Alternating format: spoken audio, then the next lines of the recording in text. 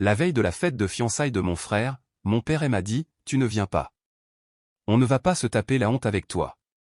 Quelques jours plus tard, mon frère m'a aperçu dans mon entreprise et a ricané.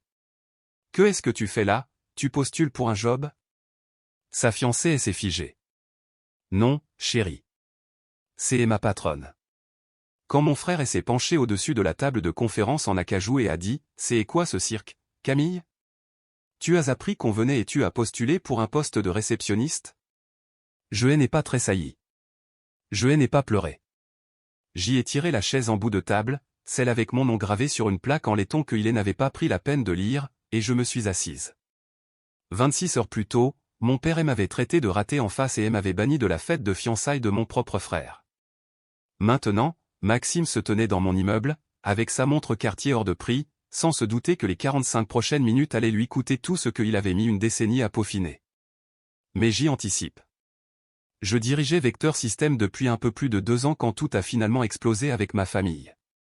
Avant cela, avant le bureau des Angles, le comité de direction et les 14,2 millions d'euros de chiffre d'affaires annuel, je n'étais que Camille Laurent, la petite sœur qui avait quitté un excellent poste aux opérations chez Delorme Logistique pour poursuivre ce que mon père appelait un fantasme avec un tableau Excel. Mes 2 cofondateurs, Julien Moreau et Amira Ben Ali, avaient été mes collègues chez Delorme. Nous avions passé 18 mois à travailler au noir sur un prototype de logiciel logistique, survivant avec 4 heures de sommeil et ce genre d'optimisme désespéré qui ne fonctionne que lorsqu'on est trop épuisé pour être rationnel. Quand nous avons finalement démissionné et créé l'entreprise en mars 2021, ma mère a dit, « Eh bien, j'espère que tu as mis assez d'argent de côté pour revenir vivre à la maison quand ça ne marchera pas », elle n'était pas cruelle. C'est ce qui rendait la chose encore pire. Elle croyait sincèrement que l'échec était la seule issue possible parce qu'elle avait déjà décidé de ce que j'y étais. Mon grand frère, Maxime, avait 6 ans de plus que moi et n'avait jamais trébuché publiquement de sa vie. Diplômé des HEC Paris, analyste junior à 23 ans, gestionnaire de portefeuille à 28. À 30 ans, il était directeur financier au sein du groupe Valmont, une société des investissements intermédiaires qui jouait dans la cour des grands sur le marché européen. Maxime avait le bel appartement dans le 8e arrondissement, et l'assurance d'un homme qui avait mémorisé les pages économiques des Échos. Nos parents le traitaient comme un communiqué de presse qu'il diffusait constamment aux proches. Moi, j'y avais une Peugeot 208 de 2014, 10 000 euros de crédit à la consommation sur le dos, et un prototype qui plantait chaque fois que quelqu'un essayait d'utiliser la fonction de recherche. La première version de notre plateforme a échoué, pas discrètement, mais de façon catastrophique.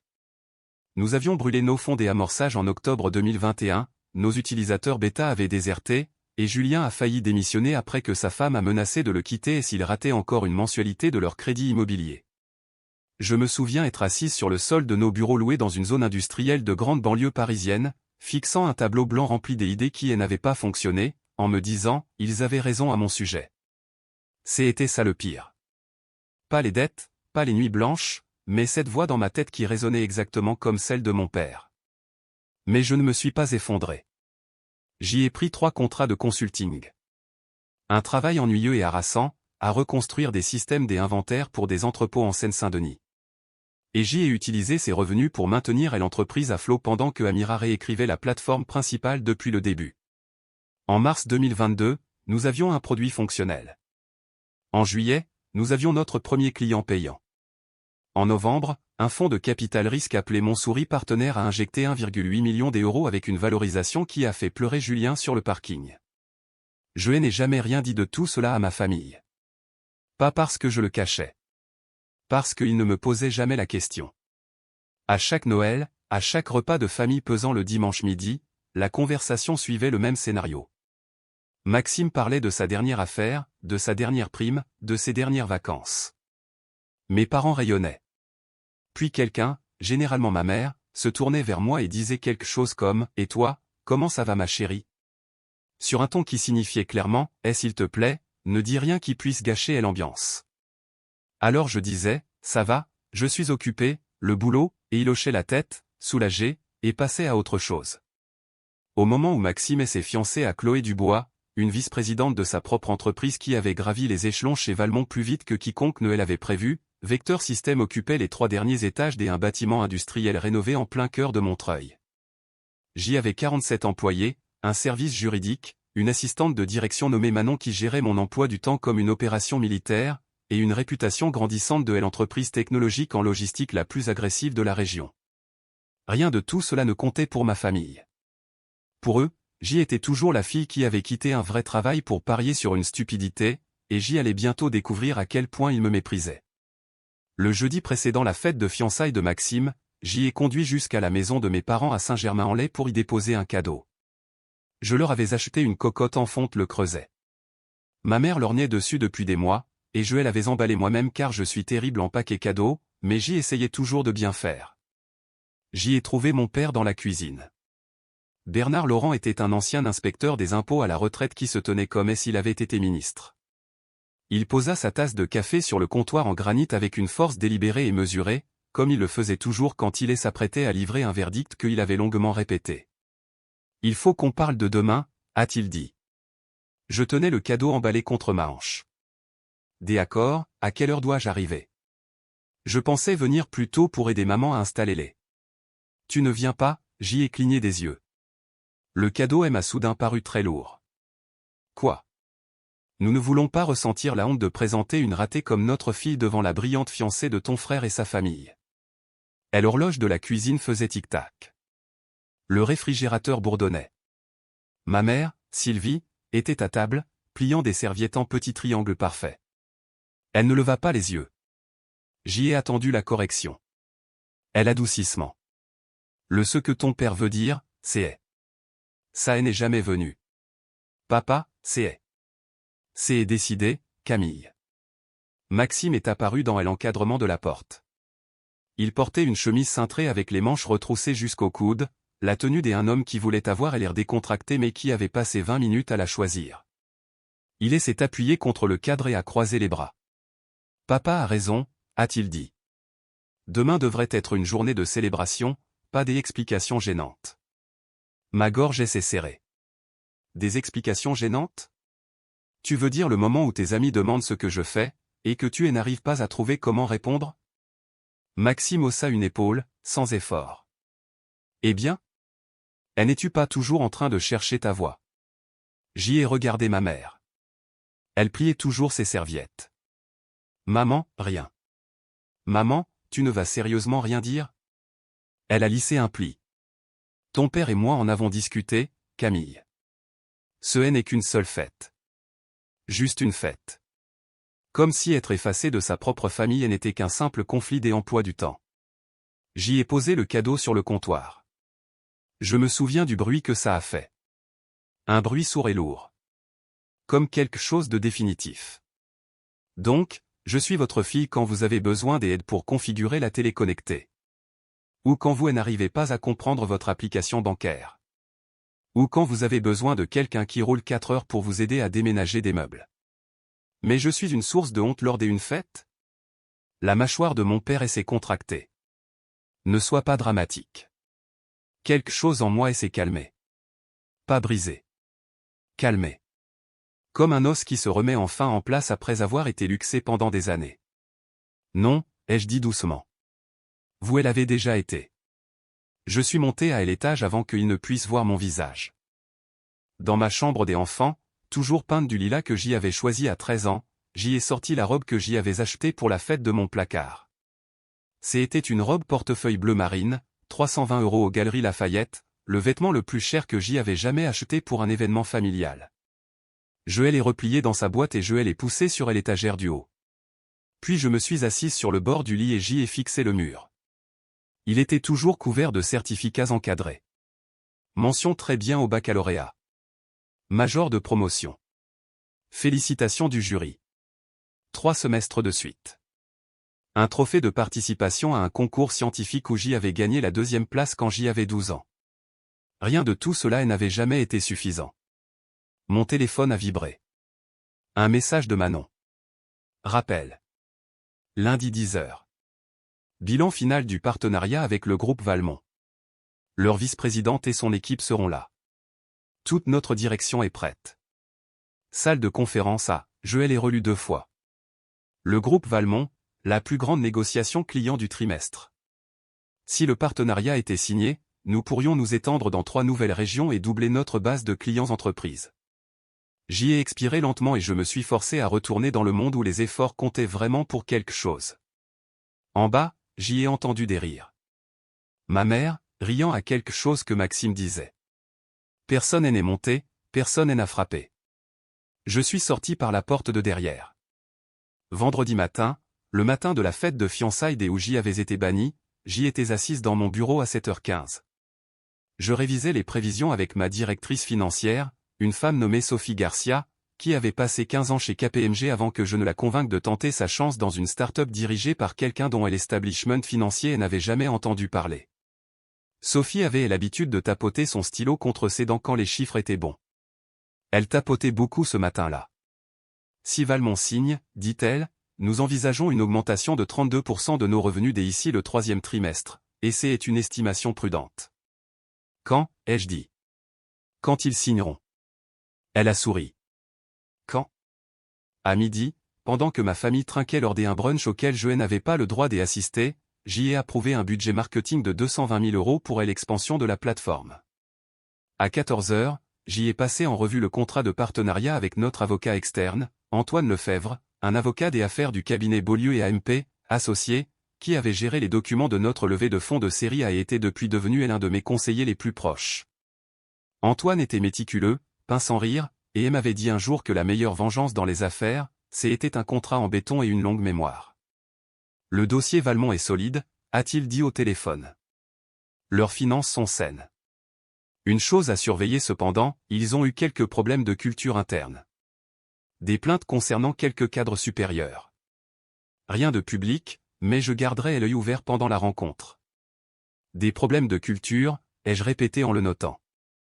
Oui, arrogance, sentiment de toute puissance, ce genre de choses. Apparemment, quelques-uns de leurs managers traitent le personnel de soutien comme des meubles. J'y ai failli rire.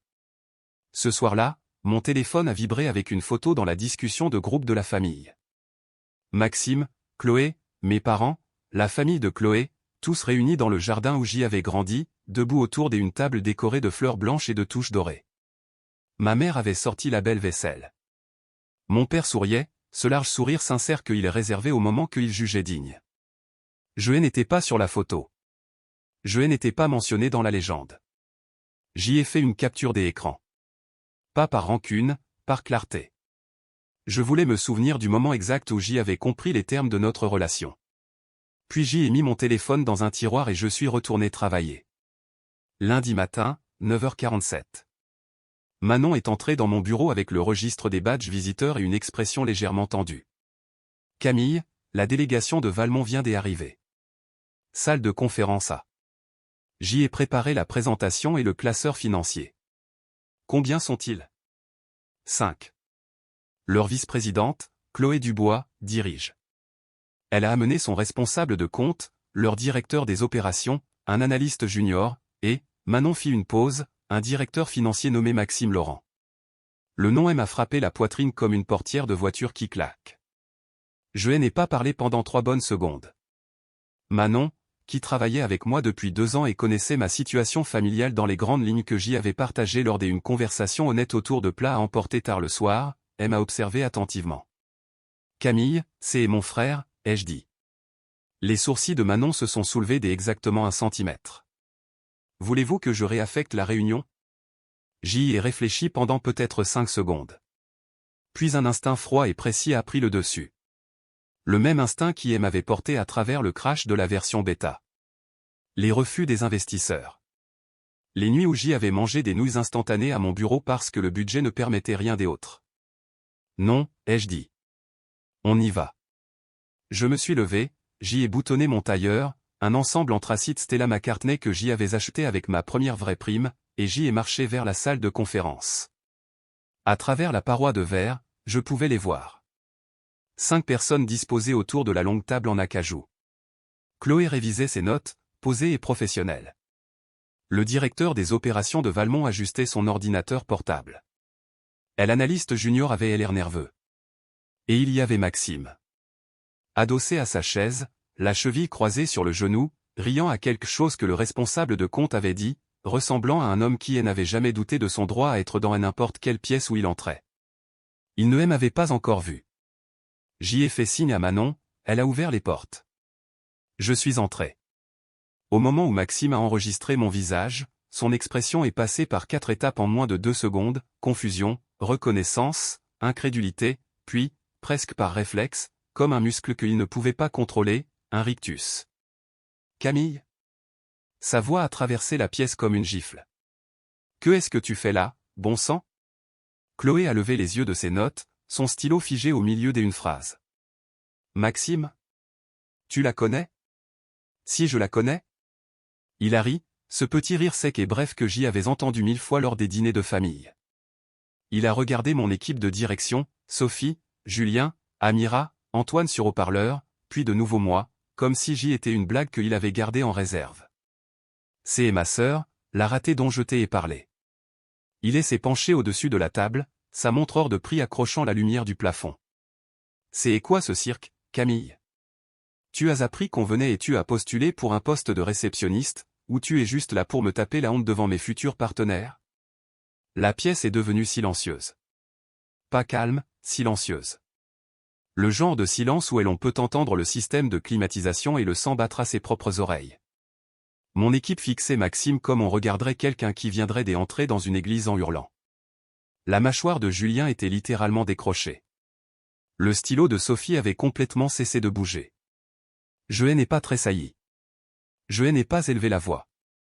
J'y ai marché jusqu'en bout de table, j'y ai tiré ma chaise, celle avec la plaque en laiton indiquant Camille Laurent, PDG, et je me suis assise.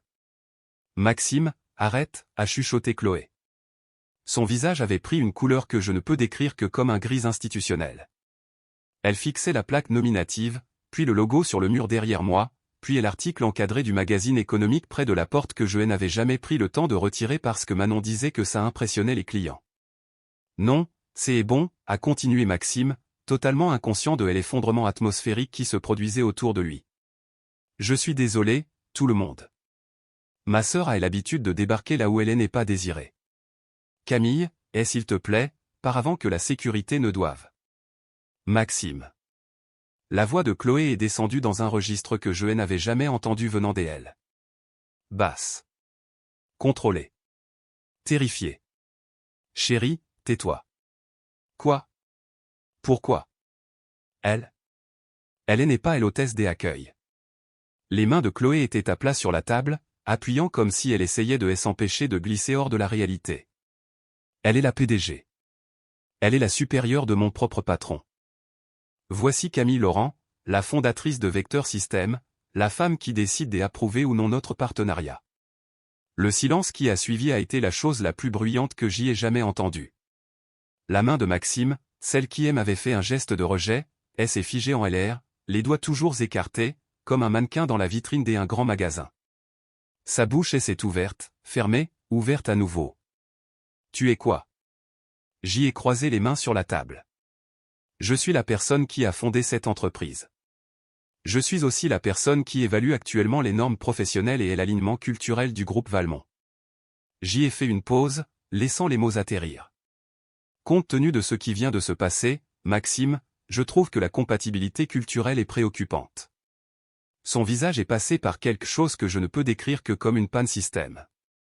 La suffisance, la supériorité, toute une vie à être l'enfant prodige, tout cela a vacillé et s'est éteint comme un moniteur perdant son alimentation. Pour la première fois de ma vie d'adulte, j'y ai vu mon frère avoir l'air minuscule. Camille, je ne. A-t-il commencé? Monsieur Laurent, elle a interrompu Sophie, sa voix nette et professionnelle. Je vous recommande d'arrêter de parler. Immédiatement, il s'est tu. Pendant les 75 minutes qui ont suivi, j'y ai mené l'examen de partenariat le plus approfondi de ma carrière. J'y ai passé au peigne fin les prévisions trimestrielles de Valmont ligne par ligne. J'y ai remis en question leurs chiffres de fidélisation des clients. J'y ai posé des questions sur la rotation du personnel, les registres de plaintes internes et les structures de responsabilité de la direction. J'y ai fait référence aux préoccupations culturelles signalées par Antoine Lefebvre et j'y ai regardé Chloé tressaillir lorsque je lui ai demandé de les aborder spécifiquement. Chloé, à son crédit, a été exceptionnelle. Elle a répondu à chaque question avec précision, a remis la documentation sans hésitation et s'est comportée comme la professionnelle qu'elle était clairement. Elle n'a pas regardé Maxime une seule fois. Elle n'en avait pas besoin. Tout le monde dans cette pièce avait compris ce qui venait de se passer et ce que cela signifiait. Maxime est resté assis dans le coin de la salle de conférence pendant toute la réunion sans dire un mot. Il n'a pas pris de notes. Il n'a pas regardé son téléphone. Il s'est contenté de rester là à se recroqueviller, tandis que la sœur qu'il avait traitée de ratée dirigeait la pièce à laquelle il voulait désespérément appartenir. Quand la réunion s'est terminée, je me suis levé et j'y ai tendu la main à Chloé. Merci, Chloé. Nous prendrons le reste de la semaine pour examiner le dossier. Vous êtes talentueuse, et je détesterais que la trajectoire de votre carrière soit affectée par des facteurs indépendants de votre volonté. Elle a serré ma main. Sa poigne était ferme, mais ses yeux étaient humides. Merci, Madame Laurent. Maxime ne m'a pas serré la main. Il ne m'a pas regardé. Il est sorti de la salle de conférence 3 pas derrière sa fiancée, et pour la première fois de sa vie, personne dans la pièce ne l'a regardé partir. Ce soir-là, mon téléphone est devenu une zone de guerre. 6 appels en absence de mon père. 12 SMS de ma mère. Un message vocal de Maxime que j'y ai écouté une fois puis supprimé. C'était 3 minutes de bégaiement, de demi-excuses, et de la phrase « Tu aurais pu me prévenir », répétée 4 fois, comme si c'était moi qui lui devais des explications. J'y ai attendu jusqu'à 20h. Je me suis versé un verre de Saint-Émilion, une bouteille et une caisse qu'un client m'avait envoyé après que nous eussions fait économiser à son entreprise 1,3 million d'euros en frais d'expédition, et je me suis assise sur le balcon de mon appartement surplombant Paris. Puis j'y ai rappelé mon père. Il a répondu à la première sonnerie. Camille. Sa voix était un son que je n'avais pas entendu depuis des années. Chaleureuse, empressée, presque désespérée. Ma chérie, pourquoi ne nous as-tu pas dit? Ta mère et moi, nous n'avions aucune idée que tu réussissais si bien. Nous nous inquiétions juste pour toi, tu sais. Nous ne voulions pas que tu te sentes sous pression à la fête, c'est tout. J'y ai pris une gorgée de vin. Tu m'as traité de raté, papa. C'était. Écoute, c'était maladroit. Je ne voulais pas dire. Tu m'as dit que je ferais honte à la famille. Camille, nous organisons un dîner demain soir, juste en famille, pour célébrer ta réussite. Maxime est très désolé. Il ne réalisait pas. Il ne réalisait pas que j'y avais de l'argent, ai-je dit. Il ne réalisait pas que j'y avais du pouvoir. Il ne réalisait pas que j'y avais une entreprise dont dépend toute la carrière de sa fiancée. C'est ça qu'il ne réalisait pas. Il savait très bien qui j'y étais quand il m'a humilié devant ma propre équipe. Silence au bout du fil. Le genre de silence dont ma mère avait le secret. Camille, ne sois pas comme ça, a dit mon père. Sa voix avait changé. La chaleur s'estompait. La vieille impatience commençait à percer. Nous sommes une famille. Les familles font des erreurs. La famille, ce sont les gens qui restent quand la première version échoue, ai-je répondu. Tu n'étais pas là pour la première version, Bernard, alors tu n'as pas le droit de faire partie du succès. Je l'ai entendu inspirer brusquement. Je ne l'avais jamais appelé par son prénom auparavant. Bonne nuit, papa. J'y ai raccroché. Le mardi, j'y ai retrouvé Antoine Lefebvre à son bureau en centre-ville. Il avait une suite des angles chez Beaulieu et AMP, associée avec des baies vitrées et une collection de stylos plumes anciens qui, disait-il, l'aidait à réfléchir. J'y ai examiné le dossier Valmont, a-t-il dit en faisant glisser un résumé sur son bureau. Les finances sont propres, les prévisions sont réalistes. Chloé Dubois est une solide gestionnaire. Mais j'y ai sorti les dossiers des évaluations internes de Maxime Laurent dans le cadre des vérifications préalables que leur service juridique a envoyées. Antoine a tapoté son stylo, un Mant Blanc des années 1940, contre le bord du dossier. 3 plaintes formelles de la part de personnel junior au cours des 18 derniers mois. Toutes liées à un comportement condescendant, au fait de s'approprier le travail des autres et de créer un environnement hostile lors des réunions des équipes. 2 des plaignants ont quitté le cabinet dans les 6 mois. Je me suis adossé. Donc il traite tout le monde de la même manière qu'il aime à traiter. Apparemment. Les RH de Valmont ont documenté les plaintes mais n'ont pris aucune mesure disciplinaire. Chloé Dubois a signé elle une des évaluations. Elle a signé? Elle est sa fiancée et la collègue de son superviseur direct. L'image que ça donne est exactement aussi mauvaise que vous le pensez. J'y ai hoché la tête lentement. Rédiger 2 versions de l'approbation du partenariat. Elle une avec Maxime sur le compte, elle autre sans. Antoine a haussé un sourcil. Vous savez déjà laquelle vous allez envoyer? Oui. Mais je veux que les documents prouvent que nous avons envisagé les deux options. Je ne veux pas que quiconque, surtout Chloé, pense que c'est été personnel. Il a esquissé ce petit sourire sec des avocats. C'est un peu personnel. Peut-être, ai-je répondu. Mais la documentation rend la chose professionnelle. Le mercredi, j'y ai envoyé le premier email. À Chloé Dubois et à la direction du groupe Valmont, Vecteur System était heureux d'approuver le partenariat, sous une condition. Maxime Laurent devait être retiré de tous les comptes liés à Vecteur System avec effet immédiat. Son comportement lors de la réunion initiale constituait une violation grave des normes professionnelles, et son dossier des évaluations internes reflétait un schéma de comportement incompatible avec les valeurs de Vecteur System. La décision était non négociable. Chloé a répondu dans les 2 heures. C'est compris. Nous procéderons à la réaffectation d'ici la fin de la semaine. Merci de votre confiance continue envers notre équipe. Elle ne s'est pas battue. Elle ne l'a pas défendue. Je ne sais pas ce que cela signifie concernant leur relation, mais je sais ce que cela signifie concernant ses priorités à elle. Le jeudi, j'y ai envoyé le deuxième email. Celui-ci était pour mes parents. Il était court. 3 lignes. Puisque vous vous inquiétez tant des explications gênantes, j'y ai organisé une consultation avec Margot Chen, une excellente planificatrice financière chez Montsouris Gestion de Patrimoine. Elle pourra vous aider à gérer votre portefeuille de retraite à l'avenir. De cette façon, vous n'aurez plus jamais à demander de l'aide à votre raté de fille. J'y ai joint les coordonnées de Margot. Je n'ai pas signé, avec amour. Je n'ai pas signé du tout. Puis j'y ai bloqué leurs 2 numéros, fermé mon ordinateur portable et je suis sorti dans le couloir où Manon m'attendait avec un café et le planning de l'après-midi. Comment allez-vous, a-t-elle demandé. Pas en tant qu'assistante, mais en tant que quelqu'un qui savait. Claire, ai-je répondu. Je me sens clair. 3 mois plus tard, le partenariat avec Valmont avait généré 4,1 millions d'euros de nouveaux revenus. Chloé Dubois avait été promue vice-présidente senior, en partie grâce à la solidité de l'accord avec Vecteur. Elle m'a envoyé un mot manuscrit, sur du vrai papier à lettres, à la vraie encre, qui disait « Merci de m'avoir jugé sur mon travail et non sur mes fréquentations. » Je l'ai gardé dans le tiroir de mon bureau. Maxime, dès après ce que j'y ai entendu par le bouche-à-oreille professionnel, avait été discrètement muté à un rôle des opérations internes sans aucune responsabilité face aux clients.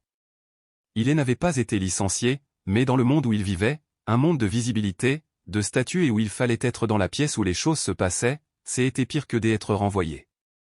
Il avait été rendu invisible. Mes parents ont essayé de me joindre par l'intermédiaire de ma cousine, Céline, qui m'a appelé un samedi matin de mars. Ta mère est vraiment bouleversée, Camille. Elle dit que tu ne veux plus lui parler. C'est exact. Elle dit qu'elle ne connaissait pas l'entreprise. Elle ne voulait pas la connaître, Céline. Il y a une différence. Céline est restée silencieuse un instant. Tu vas bien? Oui, ai-je répondu. Et je le pensais vraiment. J'y ai construit quelque chose. Je l'ai construit sans qu'ils me regardent, sans leur approbation, sans leur permission. Et il s'avère que la chose dont j'y avais le plus peur, le faire toute seule, était la chose qui l'a rendu vraiment à moi. La semaine dernière, je suis entré dans une réunion du conseil des administrations où nous avons voté à l'unanimité l'ouverture d'un deuxième bureau à Lyon.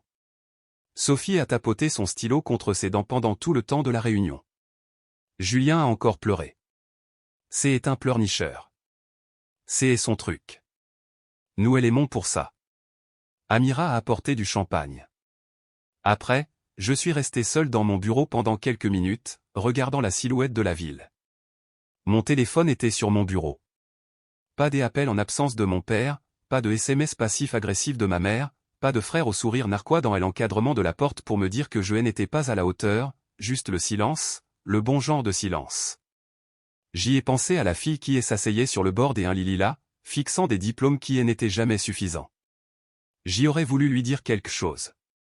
Pas que ça s'arrange, parce que c'est trop simpliste, et pas qu'ils le regretteront, parce que c'est trop réducteur. Je voulais lui dire, tu n'as pas besoin qu'il te voie. Tu as juste besoin de continuer à construire jusqu'à ce que tu puisses te voir toi-même. La ville bourdonnait. Les lumières se sont allumées. J'y ai fini mon café, j'y ai attrapé mon manteau et je suis sorti dans la soirée. Dans la vie que j'y avais construite à partir de la version qui avait échoué. La version en laquelle personne ne croyait. La version qui s'est avérée être la seule qui comptait. Ils avaient dit que je leur ferais honte. Il s'avère qu'ils se sont fait honte à eux-mêmes.